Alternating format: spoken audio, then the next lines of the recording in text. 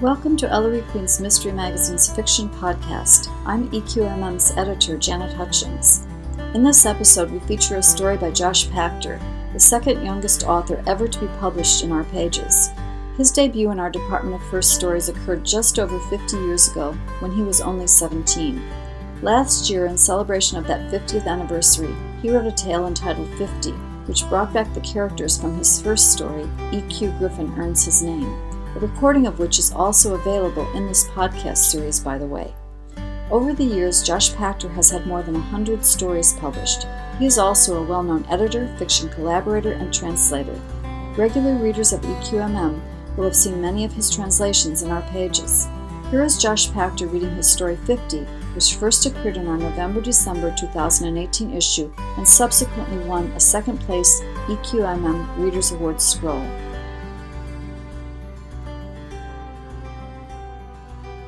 The leaves outside his office window had burned almost without his notice, from green to gold to gone.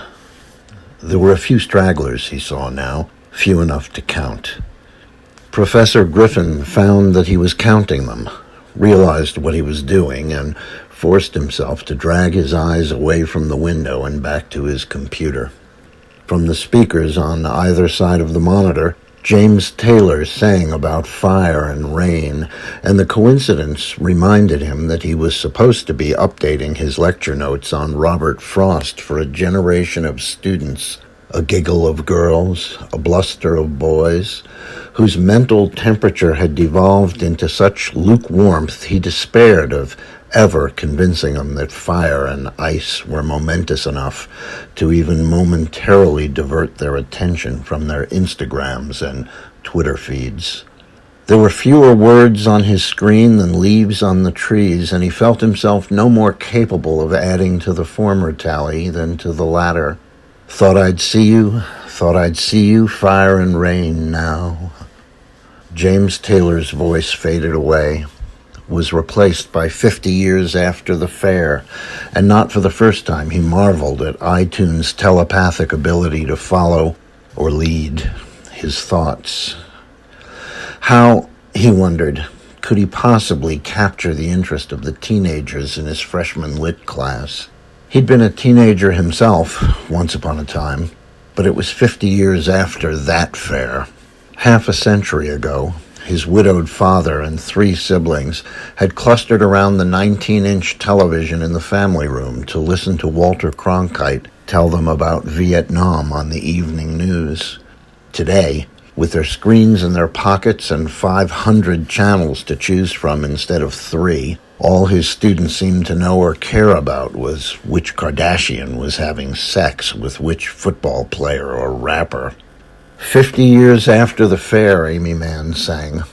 I drink from a different cup, but it does no good to compare 'cause nothing ever measures up.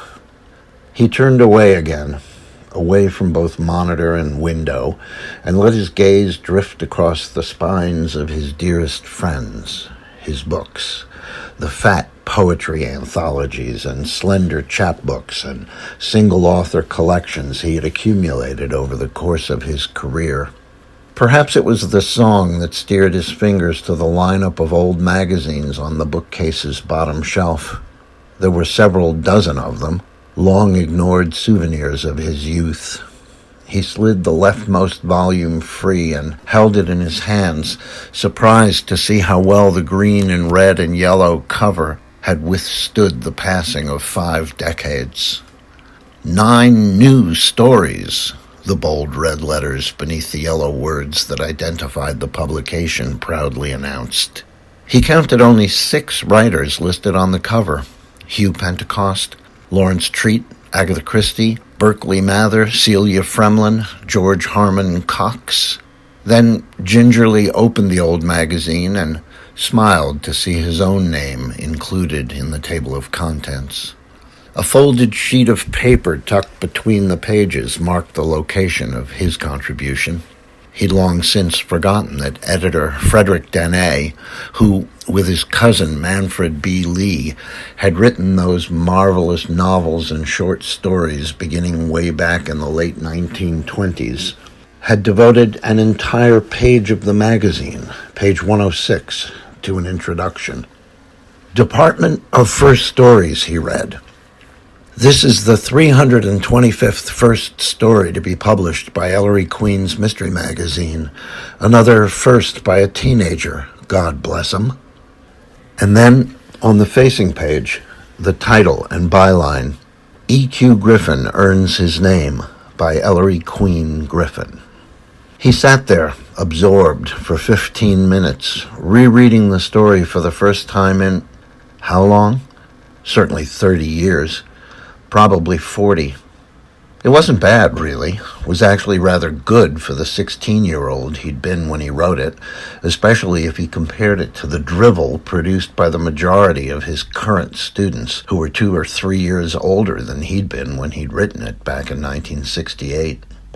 The professor's father, Ross Griffen, a homicide detective with the Tyson County Police Department, had been a lifelong fan of detective fiction, and he'd somehow convinced his wife to allow him to name their 4 children after the heroes and one heroine of his literary passion: Sherlock Holmes Griffen, Jane Marple Griffen, Ellery Queen Griffen, and Nero Wolfe Griffen.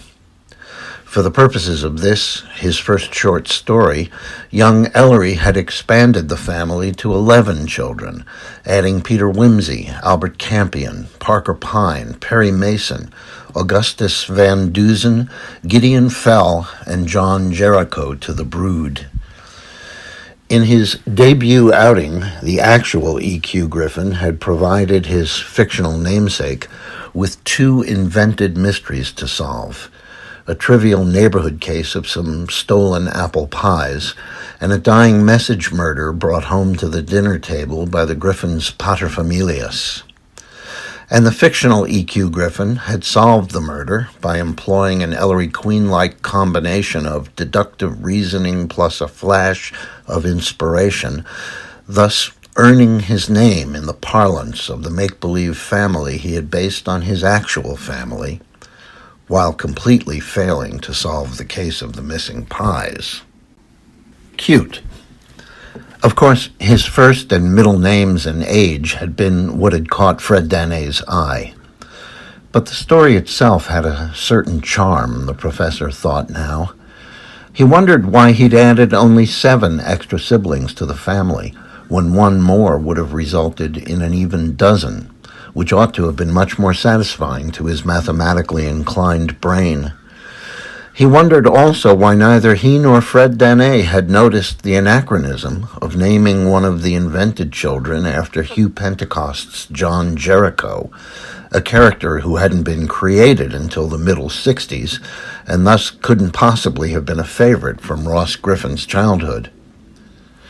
According to Fred Danet's introduction, Ellery had already roughed out plots for Gideon Fell Griffen and Augie Van Dusen Griffen stories by the time this first one appeared in print.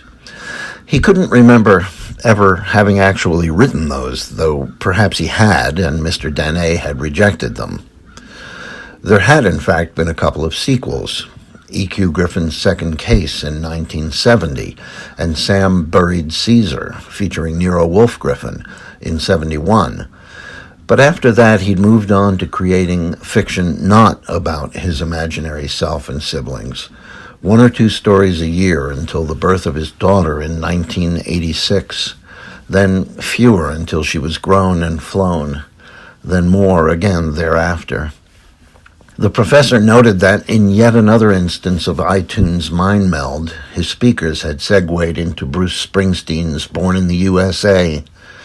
I'm 10 years burning down the road, nowhere to run, ain't got nowhere to go. No, he wasn't ready to think another decade into the future. In 10 years, he would be 76, an old man, his roads, his bridges, burned. Now, at only 66, he could still delude himself into thinking of himself as middle-aged.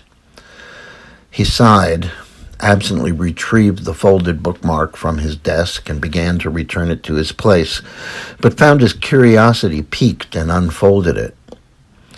It was a photocopy of a sheet of ordinary lined notebook paper, and in the center of the page was the number 50 in large, sprawling numerals. He blinked at the odd coincidence, then suddenly recalled what that faded piece of paper was, and the walls of his office, and the leaves on the trees, and the last half-century of his life dissolved into nothingness, leaving him immersed in a memory he had long since left behind. "Of course, not all mysteries are crimes," Ross Griffen said, reaching for another slice of pizza. Contributors' copies of the December 1968 issue of EQMM had arrived in that afternoon's mail, and the inspector had taken the family out for everyone's favorite dinner to celebrate. "Examples, please." "Stonehenge," said Sherlock, whose knowledge of the geography of the British Isles was as sharp as his namesake's, if not sharper.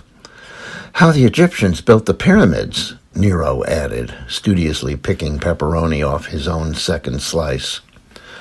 "The disappearance of Amelia Earhart," said Jane. "That one might have been a crime," Ellery pointed out. "Someone might have sabotaged her plane, or her navigator. Ed Noonan might have—" "Fred Noonan," their father put in. "Fred Noonan," Ellery went on, "might have killed her." "Possible," the inspector conceded. "But the point I want to make is that not all crimes are mysteries either. And I have an example from right here in Tyson County."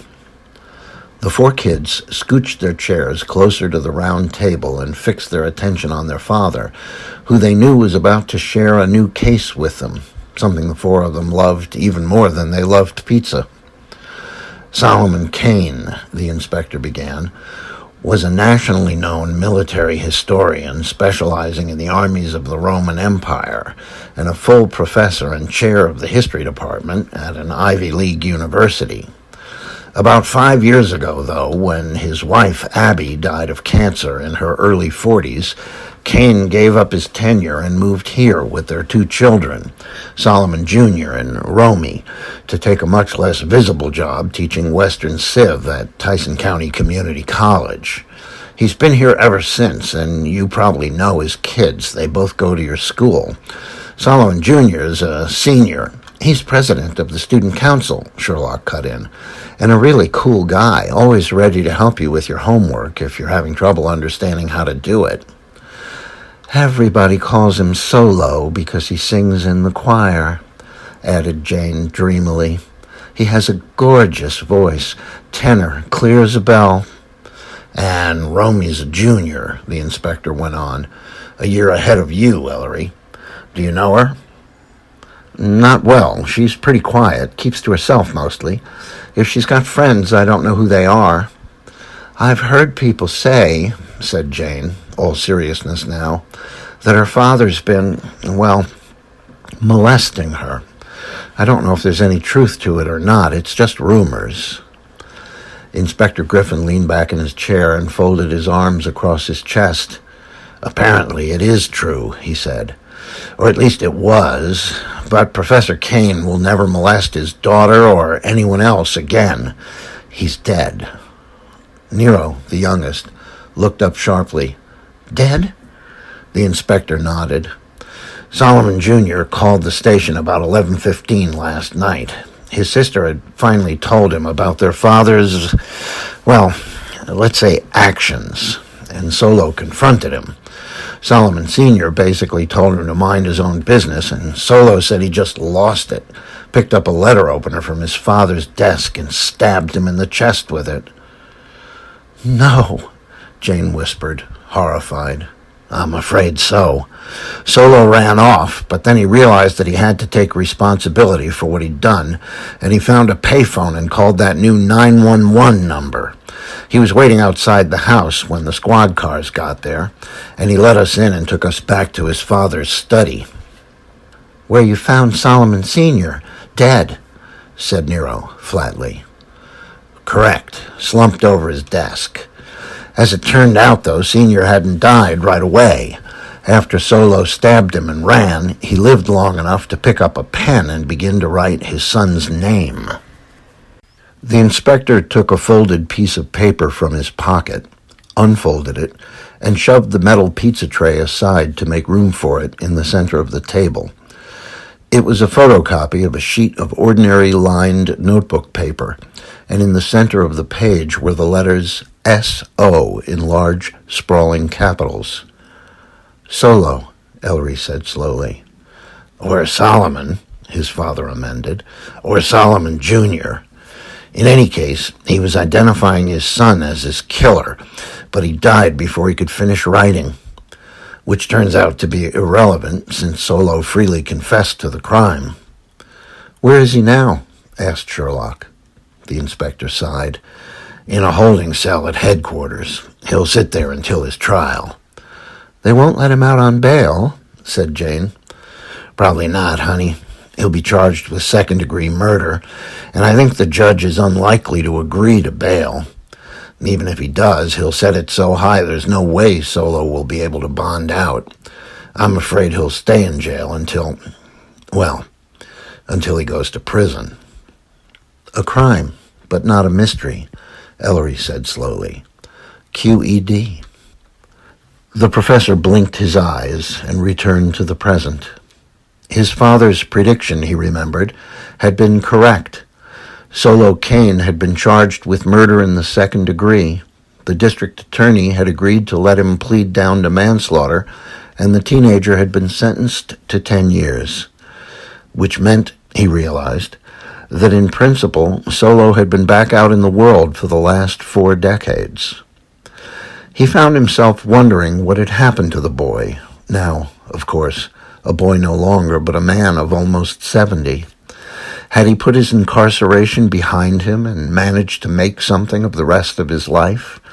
Or had prison destroyed his future, as it destroyed the futures of so many young men, not just the career criminals, but also those whose otherwise quiet lives had been ruined by a single error in judgment, a single momentary loss of reason and control? He swiveled decisively back to his monitor, poised his fingers above his keyboard for a moment, and began to type. A search on Solomon Kane, Kaine, produced almost 500,000 hits in 0.86 seconds, and Ellery was confused by what showed up on his screen until he realized, after considerably longer than 0.8 of a second, that Google had auto-corrected his accurate spelling to the, in this case, inaccurate Solomon Kane, which turned out to be the title of a 2009 fantasy film based on a comic book hero and starring a roster of people he'd never heard of, along with, oddly, Max von Sydow, who he'd thought was long dead. Clicking on, "Did you mean Solomon Kaine?" took another half a second and delivered just over 100,000 hits.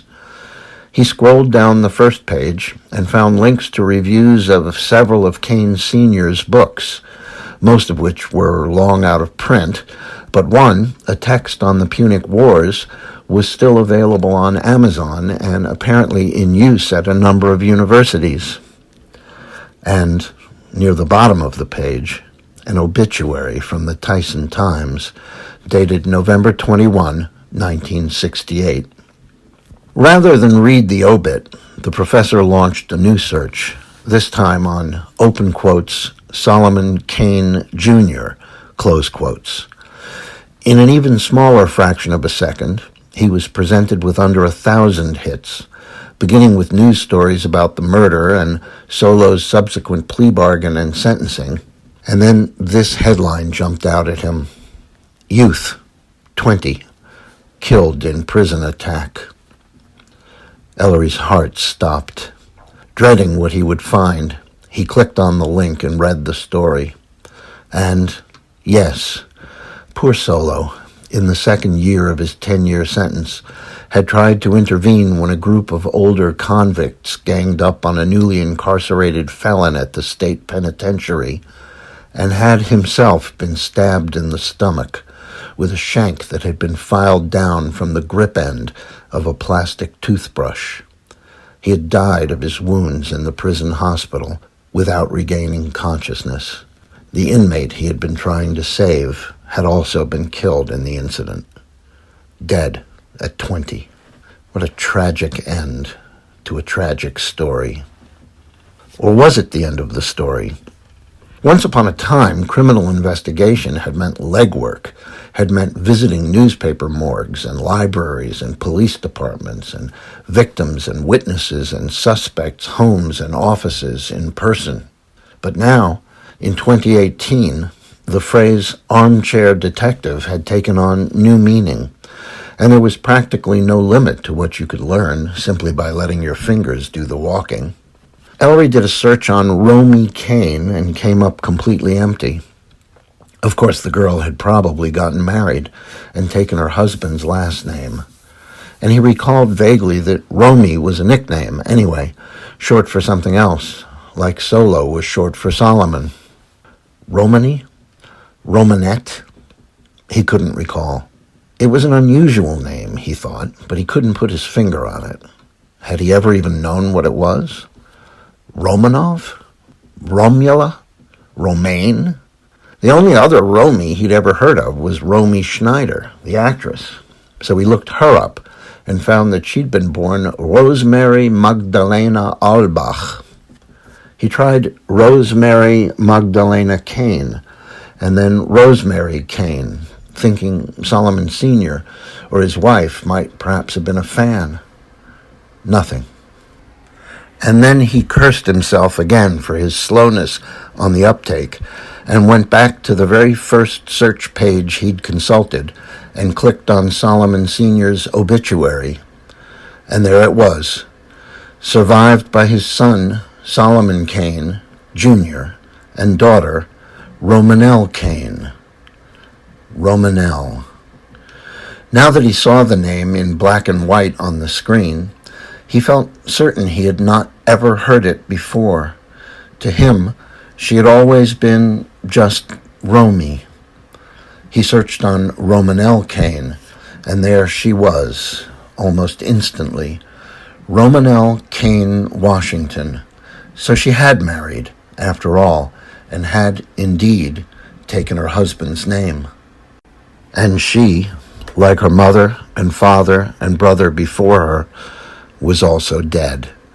She had died on February 23rd, 2015, according to her obituary, just before her 65th birthday, of lung cancer, leaving behind a devoted husband, Richard Washington, 3 grown children, 2 daughters and a son, and 5 loving grandchildren. Lung cancer. Ellery wondered if she had been a smoker. He picked up his faded bookmark and refolded it and reached for the magazine in which he'd discovered it, to put it back where, after all this time, it seemed to belong. And then he froze. He unfolded the sheet of paper and stared at it, and asked himself a question he ought to have asked 50 years ago, a question he hadn't asked, a question no one had thought to ask at the time. If Solomon Kane Sr. had meant to identify his son as his killer, then why had he begun to write the word Solomon in the center of a sheet of paper? Why hadn't he begun writing further to the left of the page? Stop it, he told himself. Not every crime is a mystery. The man had been stabbed with a letter opener, for Pete's sake. He was dying. To give him credit for having the presence of mind to pay the slightest attention to the positioning of his message on the page would be a stretch, the sort of minutiae that Ellery's namesake might well have integrated into one of his dying message short stories or novels. In the real world, though, the man would surely have grabbed a pen and begun to scrawl without any thought whatsoever as to where he was scrawling. But still, the possibility nagged at him, and he felt that it connected to something else, to some nebulous factor that tickled the darkest corner of his mind. What, he asked himself, if the letters S.O. weren't part of the victim's final message, but the entire thing perfectly centered on the page? S.O. So. So what? And then Ellery realized what it was that was bothering him. When he had first drawn the old photocopy from its resting place and unfolded it, he had been thinking about the 50th anniversary of his first publication and had, thanks to the power of suggestion, seen the markings in the middle of the page as the numbers 5 and 0, and only a moment later remembered that they were instead the letters S and O. What if, 50 years ago, the exact same thing had happened, but in reverse? When the police had been called out to the Kane residence, had moved the dead man's body and found his dying message beneath it, they had been thinking about Solomon Kane, both the father, who was dead, and the son, who had confessed to his murder. So they had quite naturally seen the markings as an S and an O, the first letters of the supposed killer's name. But what if the dying man had in fact written the numbers 5 and 0 after all? What if he had written exactly what he had been trying to write, the number 50? 50. What would have been the significance of that in the mind of a dying man? Most Americans worked 50 weeks a year, devoting only 2 weeks to vacation. He shook his head.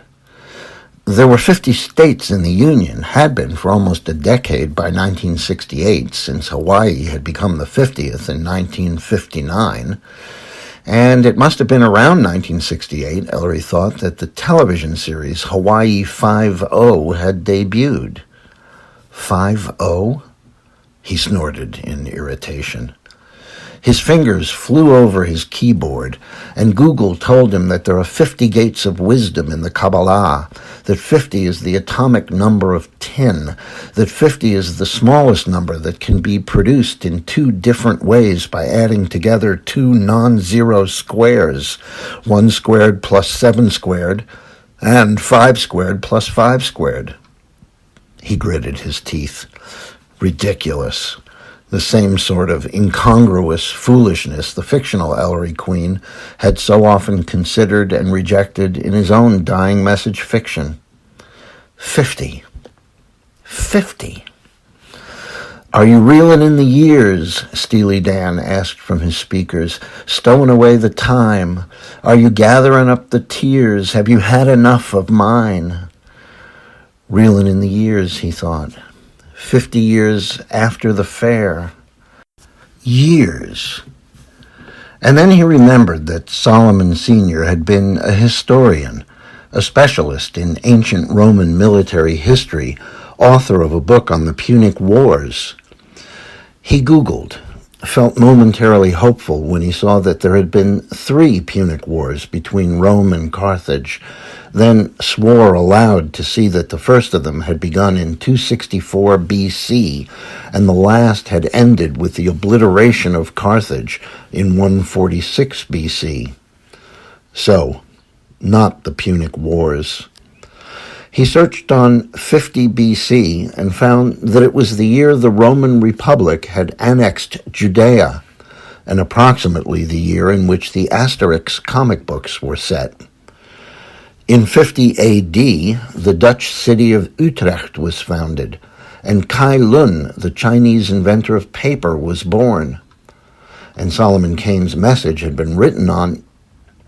Ellery wished he had more hair, so he could rip it out in frustration. 50. 50 years. Of course, B.C. and A.D. weren't the only years numbered 50. In 1750, Mozart's rival, Antonio Salieri, was born, and Johann Sebastian Bach died.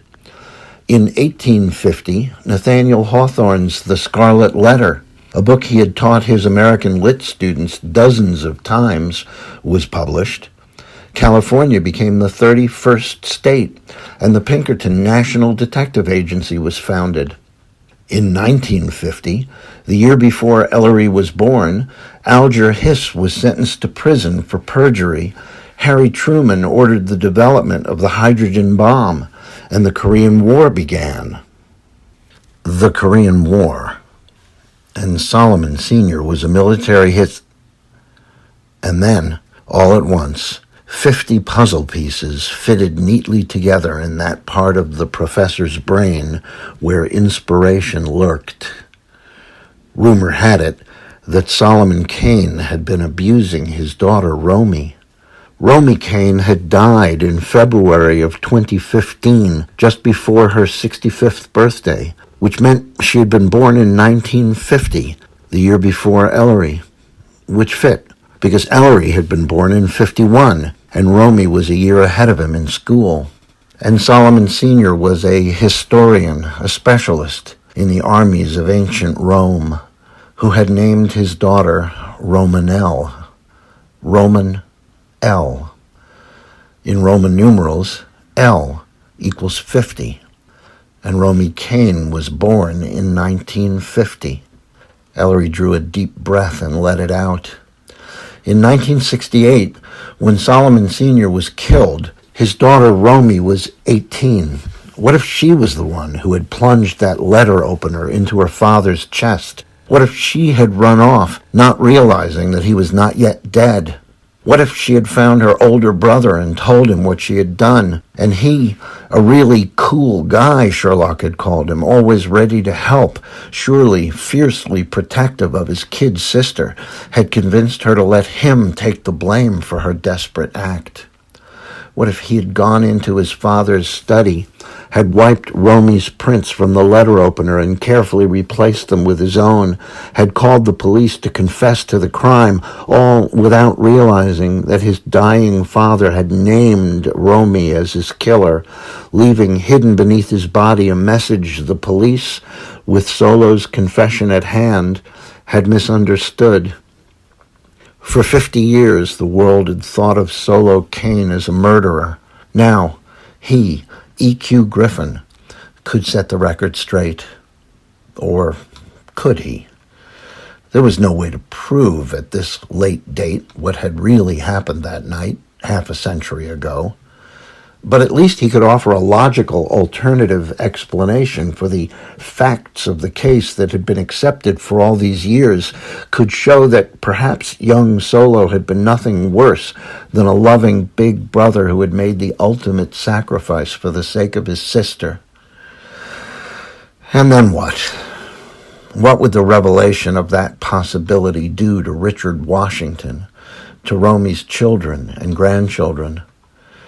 Ellery remembered a scrap of Latin he'd seen often in the Golden Age detective novels he'd been raised on. Cui bono? Who benefits? Surely Solomon Sr. could have taught him the original historical importance of that phrase, could have cited chapter and verse. But Solomon Sr. was dead, and so was Solo, and so was Romy. While Richard Washington and his descendants were, at least as of the publication of Romy's obituary in 2015, still alive. Who would it benefit to tell them that their wife, their mother, their grandmother was perhaps a murderess, no matter how understandable the horrible circumstances that had led her to her one moment of violence? Ellery sat there at his desk for a long time, a sheet of paper in his hand, his eyes closed, his lips pursing slightly in and out, a habit he'd picked up from his brother Nero and had never lost. 50 years ago, at the ripe old age of 16, he'd thought of himself as an invincible crime buster, a master detective, all-knowing, able to leap tall mysteries in a single mental bound. But not all crimes are mysteries, his father had cautioned him, using the case of the Solomon Kanes père et fille to make his point. And he realized now, it had been that bursting of his poetic belief that law enforcement in real life was all about the unraveling of riddles, as it was in his beloved books, that had led Ellery to abandon his idea of becoming a policeman like his father and turn to academia. And now, 50 years after the fair, With the end of his journey almost visible through the mist and much closer to where he sat than its beginning, he saw himself for what he was, flawed and limited, and every bit as capable of error as of wisdom. But the law is the law, he told himself. Even 50 years on, if not for the law, society crumbles and chaos reigns. But which is the greater good, he asked himself, to uphold the law or to be a human being? Which is more important, being right or being merciful? At the length, Shakespeare's Launcelot had declaimed in The Merchant of Venice, "Truth will out." "Then you will know the truth," said Jesus in the Gospel of John, "and the truth shall set you free." But what if the truth accomplished nothing of value, set no one free, and caused nothing but pain? Was it better to tell a painful truth, or to let sleeping dogs lie? Righteousness or mercy? Ice or fire? Which brought him back to Robert Frost. The professor sighed, refolded the sheet of paper yet again, slipped it back into the pages of Ellery Queen's Mystery Magazine, and slid the issue into its accustomed place at the far left end of the bottom shelf of his bookcase. And then he swiveled back to his computer and resumed preparing his notes for tomorrow's lecture.